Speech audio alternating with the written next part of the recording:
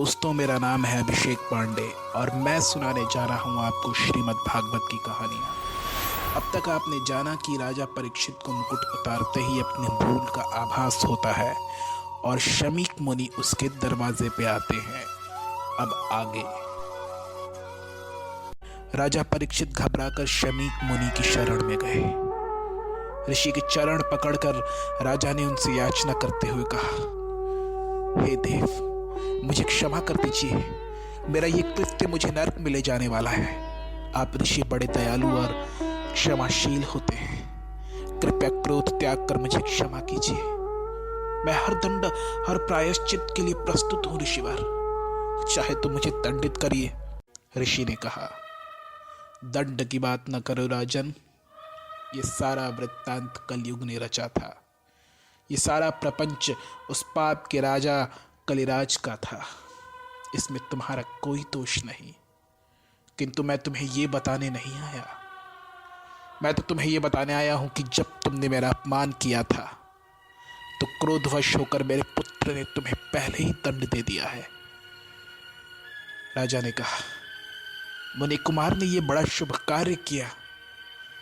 वैसे क्या दंड मुझे दिया गया है ऋषिवर? ऋषि ने कहा, हे राजन, अपने धैर्य को संभाल कर मेरी बात सुनो। मेरे पुत्र ने तुम्हें भयानक शाप दिया है कि आज से 7वें दिन वही नाग तुम्हें डस लेगा जो तुमने मेरे गले में डाला था। ये सब विधाता की लीला है राजन। समय बड़ा बलवान होता है और यूं भी घटना घटे बिना कहां घटती है। तुम्हारे पास जीवन के केवल 7 दिन है राजा।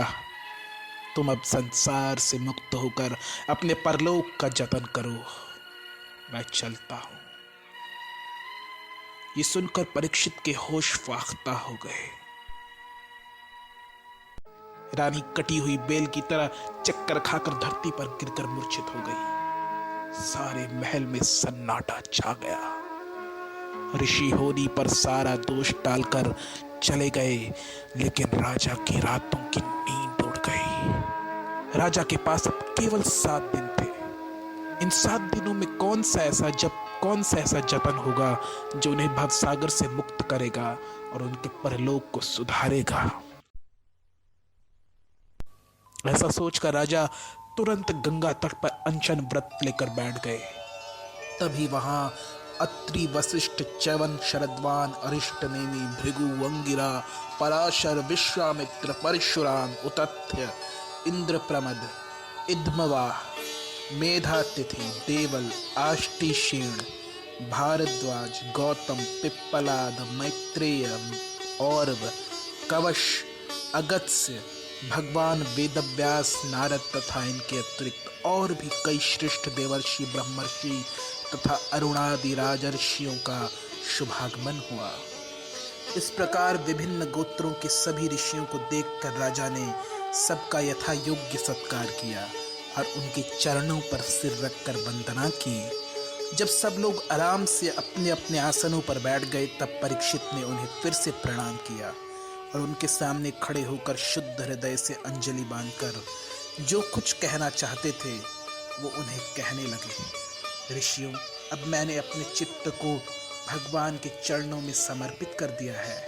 हे ऋषियों, आप मुझे मुक्ति का वो उपाय बताएं जो मात्र 7 दिन में करने से इंद्रलोक के दरवाजे खोल दे।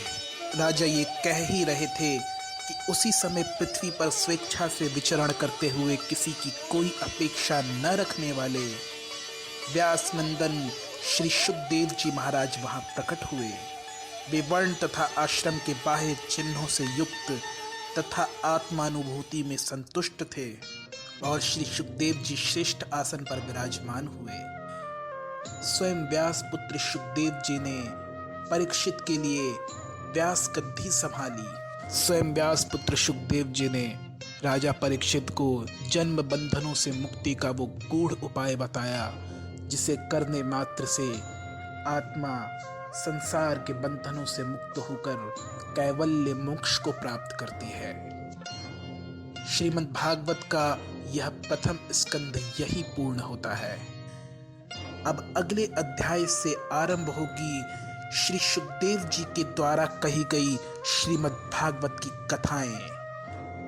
जुड़े रहिए सागर वर्ल्ड के साथ।